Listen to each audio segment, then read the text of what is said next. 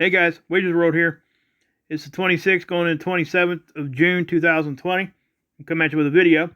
I'm just going to jump right into it, guys. I got some stuff I want to get to you, and I don't want to waste much time here. But yeah, this is the Schumann. We got a spike going on. Not much to say else than that, guys. I mean, this is our new norm, like I said before. I do think that if you guys were experiencing ringing in your ears here or any of that, that most definitely could be it. And this is one of our OG signatures, old school, whatever you want to call it, right? We're not seeing the pulsing. Okay, it's this complete, spike. Frequency got there and it stayed there for, 8 hours. So, I mean, wow. But anyway, guys, so you got that, and it looks like we might be starting another spike over here. And again, guys, look at this. I mean, it's still pulsing all over the place. All over the place. Yeah. And I'm going to talk about that here in a minute because I come across an article I want you guys to know about. And one more thing here, guys, before we get off of this. I get a lot of questions on anything that I show about, hey, what time was it when you showed me this where I'm at? Right? Like, say you're in England and I was showing you this and you wanted to know what time it was where you're at compared to what time it's showing here UTC. Well, what I'm going to do is I'm going to show you guys a time converter, and you guys can get those on the internet. Okay? Anywhere. They're in the Play Store. They're everywhere. And you only have to do it once or twice, because once you figure out how many hours is different from UTC to where you're at, you won't have to do it anymore. For me, it's 4 hours. I just know that because I've already done it. And that's what I'm trying to say. And almost everything I show you guys on these tools is UTC. So just know that. So I'm going to take you guys over and show you that converter real quick. So here it is. It's time zone converter. Okay? We're going to click on it. And all you got to do is you scroll down. You hit that little button there, and I'm going to take you guys to Dayton. I don't live in Dayton, but that's where I'm going to use. And you can see where it says include UTC time and results. Hit that. Okay? So then all you got to do is scroll up. Okay? So when in Dayton it was 2 a.m., it's 6 o'clock UTC time. That's what this is showing you. Okay, so you can do that for anybody wherever you're at in the world. Okay, you can compare Eastern time zone to Mountain time zone if you wanted. Or you can just enter the cities that you want to compare to. So it's very easy. And you probably only have to do it once or twice, because right now, like I said, Eastern time zone, it's 4 hours different. So when it's 2 o'clock Eastern time, it's 6 o'clock UTC. It's really, seriously guys, it's really that simple. But I'll leave a link to this, and you guys can go check it out if you want. So say you're in Central time zone. You just enter whatever city you're at, and it'll tell you UTC. I just wanted to, kind of clarify that. All right, guys, this is a CME tracker. This is one I showed you guys all the time. Right? We had that one that happened on the 23rd. And I remember I told you that we're probably going to take a glancing blow from it, because that's what it's showing here. Okay, this is a top-down view. Here's the Earth. And you can see that thing blow off the sun this direction. Watch. And then it looks like just kind of like a wave. It's a very weak one. Okay? And I said that from the beginning. I just want you guys to know. I mean, I didn't think we were going to see hardly anything from this. I knew we would see it a little bit, but I knew it wasn't going to be a big event, is what I'm trying to say. But you can see it hit up. This is the side view. Right? There is when it hit us. Okay? And if you look up here, the time stamp is moving. Okay? So it said it was going to hit us on like 26th, 27th, and it most certainly did. And I'm going to show it to you guys here in a minute. But here's the other one. This is our orbit around the sun stretched out into a straight line. Okay, so when you see that distortion right there, whenever it goes across the Earth right there, that means that it thinks it's going to hit us. Okay? Okay, guys, this is over at ISWA. This is our magnetosphere. Okay, the sun's over here, and it's shooting this way at us. Okay, so I haven't showed you guys this model in a while. We just haven't been having a whole lot of action. So what we're seeing right here is our bow shock. What is the bow shock? The bow shock is the point at where the solar wind or solar energy or cosmic energy, whatever you want to say, charged particles, meet up with our magnetic field. That's what this is showing you. Okay? And whenever you see that thing move, it means it's reacting to something. Okay? And as you can see, it's doing stuff right there. Right? That's the time of when that CME hit. Look at the timestamp. Okay? So, let me show you this. And, you know, what happens when we get hit, guys? We get compressed. And then we rapidly expand back out. Okay, and I'm talking, you know, our magnetic field. Not our actual planet or anything like that. I'm talking the magnetics. Okay? So, what happens, we get compressed like that. You see that? Compressed, and then we push back out. You see how fast that happens? But look what else happened. We pressed out further than what we started, and that's normal. Let me tell you why. This is the analogy I use, okay? When I was a kid, I used to wrestle with my uncle. My uncle used to stick his hand out and put it on my forehead, and I could never get to my uncle unless he wanted me to, right? And he would just sidestep, drop his arm, and I would lunge forward and hit the ground, right? Well, why did that happen? Well, because I was pushing at a pressure, and he was holding that pressure with the exact same amount of pressure, right? So we were staying in the same spot. We were at a standstill until something changed. And that was him moving out of the way. So that's exactly what happens here. We get hit with solar wind or CME, whatever. It compresses us, okay? And then we push back at that, you know, we're trying to deflect it, right? So finally we deflect it off, and what happens is we're still pushing at that same pressure. So we jut out a little bit further than what we started. But then we go right back to normal, okay? It's what happens every time. So that's very normal to see that, okay? And what you're seeing here is you're seeing just increased activity. This isn't something like crazy right now, but it's most definitely action, okay? And you can see it. It's compressing us, and we push out, and all the above, right? Most of us have been around for a while. We've seen this thing look so much more crazy, okay? But again, you can see how that's happening. All this is telling you is that we got hit with something pretty much. Okay, now this right here is a model I haven't shown you guys in a while. This is one of our radiation belts. Okay, you can go look at all of them actually. This one's the 50 keV, and I think it goes up to I think it's 100, and it goes to 200 to 400, all the way up to like 4,000. Okay, and basically these are, like I said, these are the radiation belts. This is what they're afraid of when they send astronauts out there. Okay. Because they think, you know, like I said, they could get sick if they're not protected. So what you're seeing, now you see all that red, right? That's not normal conditions, guys.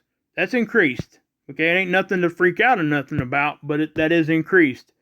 Now keep in mind, this dotted line is the satellite orbit. The typical satellite line is there, where a lot of our satellites are at, orbiting the Earth. So that gives you a idea of distance away, okay? But it's not hitting us, but it's still there, okay? Some of the radiation is getting through, obviously.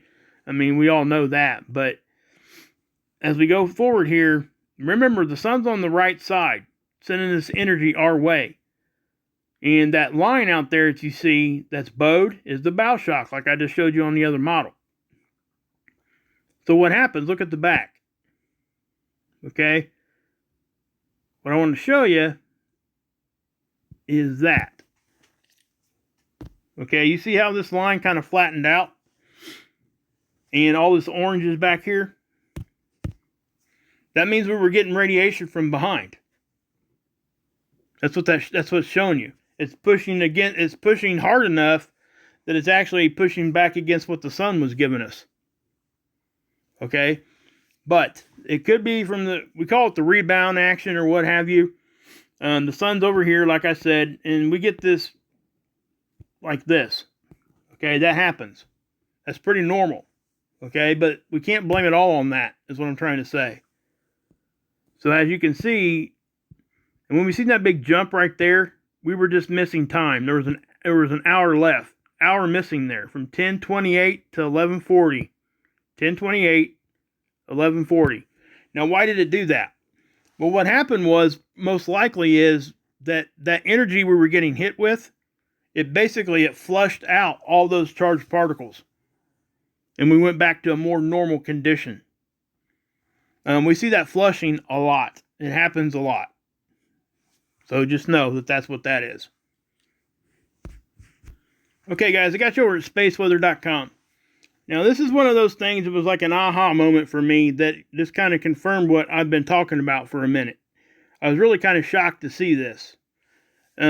Before I talk about that, it gives you an update on Comet NEOWISE. This thing is going to be bright, okay? This thing, if it survives what they're saying it's going to do, in mid-July, we should be able to go outside and see this with our naked eye. Okay? Now, those of you that have kids or what have you, take this chance to go show them something like that. Go outside with them. Point up, say, hey, look at that big flying ball of ice. Okay? That's pretty much what I would say. But I remember when I was a kid, I was able to see Halley's Comet, which is a once-in-a-lifetime thing. Well, I think it's every 75 or 80 years it comes around. I can't remember how old I was, but I guess there's an outside chance I might see it again, but I doubt it. Anyway, but Hellbop, most people that are of any age at all probably remember that, where all those guys killed themselves when this comet come around, thinking they were going to, catch a ride to heaven. That's what it was. It's kind of crazy, but that was visible with the naked eye also. And it's not just going to be in our sky for like one night. It'll be there for a minute, okay? It'll happen in mid-July, and I'll keep you guys updated on that. But this right here is the global magnetic anomaly. Okay, this got reported on the 23rd. So what is that? Well, you know how I've been talking about pulsing on the Schumann. I've already said it once or twice, even in this video. Well, check it out.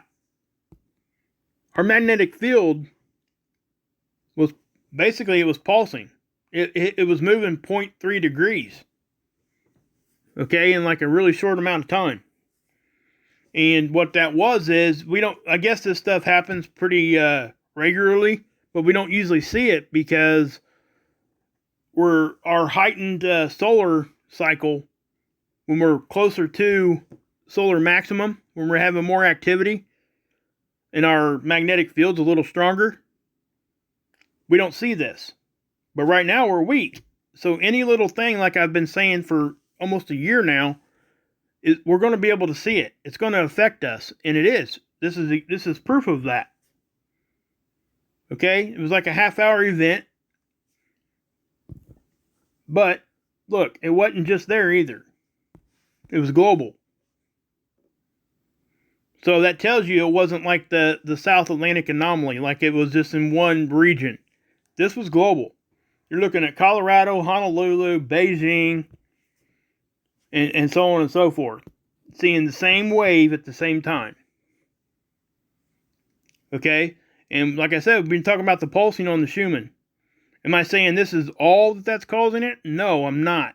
Because you can't never say that, because this was only a half-hour event, and we definitely see more pulsing on that Schumann than what we do here. Okay? But maybe we just can't see it here. Maybe it has to be a little bit more strong, is what I'm trying to say, for it to pick up. But the Schumann's a little bit more sensitive. That's why we're seeing it, I think, guys. Now, I ain't saying that, like I said, there's a whole lot of things could be happening to cause this. But, this is one of those things we can point to and say, hey, look at that, man. They even use the word pulsing. Where's it at? I'd like to show it to you. But they actually used that in the word in the article. Lately, for more than 30 minutes, local magnetic field oscillations like a sine wave. Yep. But it said pulsing. I can't.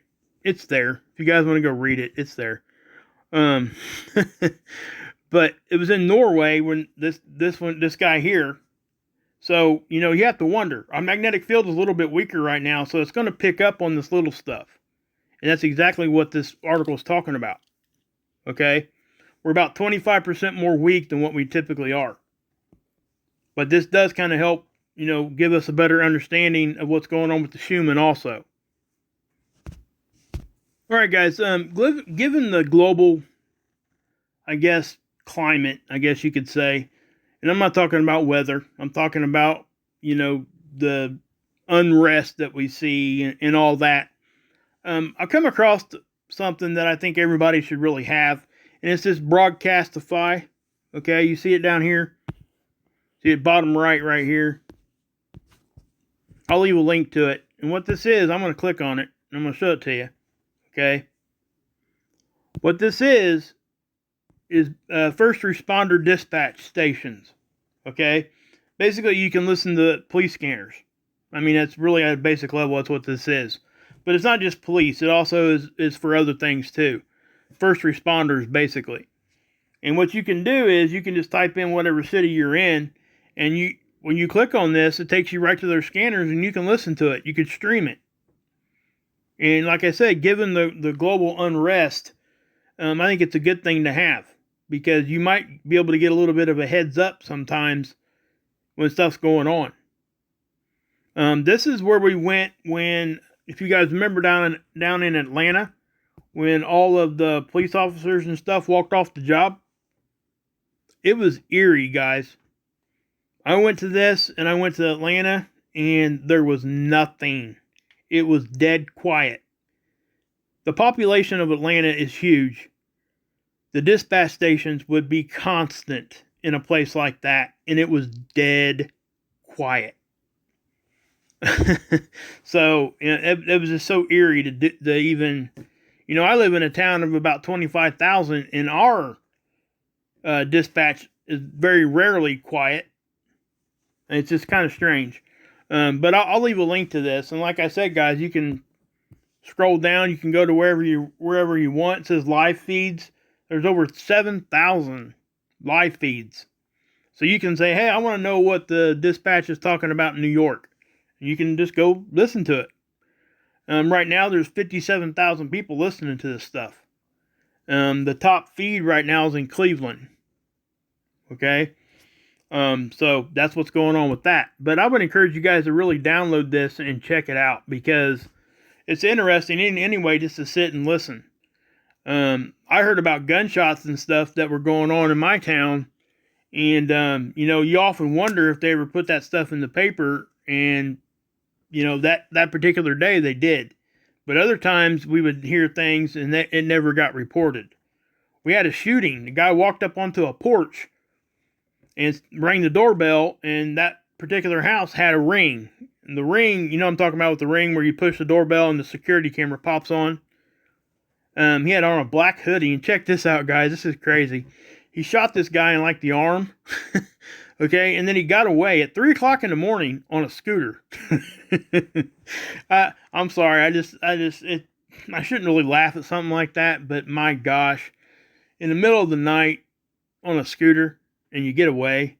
Heck, we had bank robberies here in my town. The same guy robbed these banks on a bike during an ice storm and got away. It was nuts. They finally found him, and guess what? He lived a block away from the bank. It was so crazy. I mean, it's just nuts. But anyway, I just thought that was funny. So yeah. Okay, guys, I'm going to show you this real quick. I got you at ISWA, okay? If you guys go over here to this solar tab, that's the one that's going to show up right away when you go over here. ISWA, ISWA, okay? So you go to solar tab, and then you go down to the sub tab 9. All right, I would encourage everybody to go over here and just start clicking on these tabs and looking at these tools, because you can learn a lot just by doing that. So I'm going to click on 9. And what it's going to do here, hold on a second. Sorry, it was 8. Okay. I'm going to go over here to LASCO C2 and C3. Okay, C2 is the one I show you guys all the time. It usually has the black and white version and the red version side by side. But what I'm going to do for today is I'm going to take you to LASCO C3. This is the one that's zoomed out a little bit more. Okay. And what you're going to see here, you're going to get to see Comet NEOWISE. That's why I'm showing it to you. There's Comet NEOWISE right there. Now I know from this point, this is our viewpoint, right? And when I hit the movie button down there, it's going to put it in a time lapse and you're going to see it move. Okay, it looks like it's moving away from the sun, doesn't it? Well, it's not. Okay, it's just the perspective of where the satellite's at. What we're probably going to see, it may even go back off the screen. I'm not sure. Because it started down here. And what's going to happen is you're going to see it do one of those. And that's what they're saying. It's going to get around there.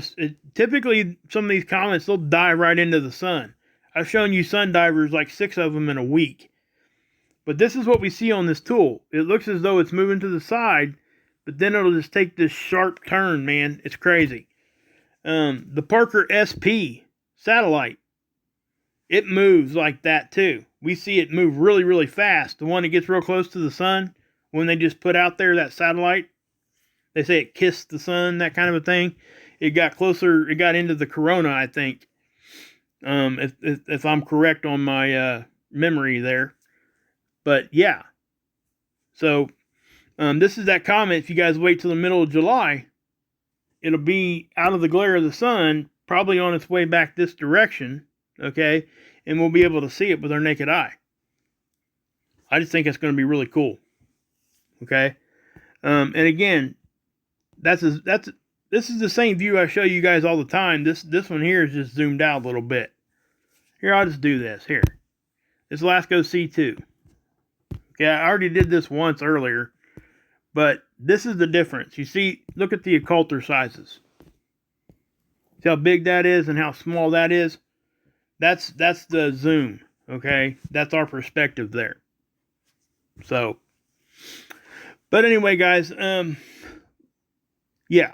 This is what I've decided to do, guys. I'm going to, because I do read your guys' comments. I haven't been putting hearts and likes because it takes up so much of my time. And I do read them though. I want you guys to know that, okay?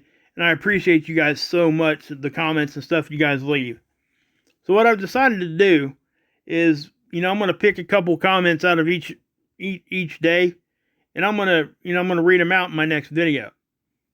Okay? Give you guys a shout out. The ones that, as long as it ain't vulgar, even if it's a criticism. If it's a valid criticism, I'll read it to you guys. I don't care. I really don't. I mean, it helps me be better when I get positive criticism. I guess not positive ain't the right word. When I get useful criticism that can help me be better. Okay, like there was a comment made when I was talking about the Sahara Desert and the dust plume that were coming across the Atlantic in my last video. And I said it was the biggest one in 50 years. Like I said, but I got a comment, and the comment, I went back and looked for it. I couldn't find it for some reason. I'm not sure if they deleted it or what. Maybe I just overlooked it. But they said, hey, 50 years for Mother Nature isn't very long. And it kind of hit me, and I was like, you know what? That's a very valid point.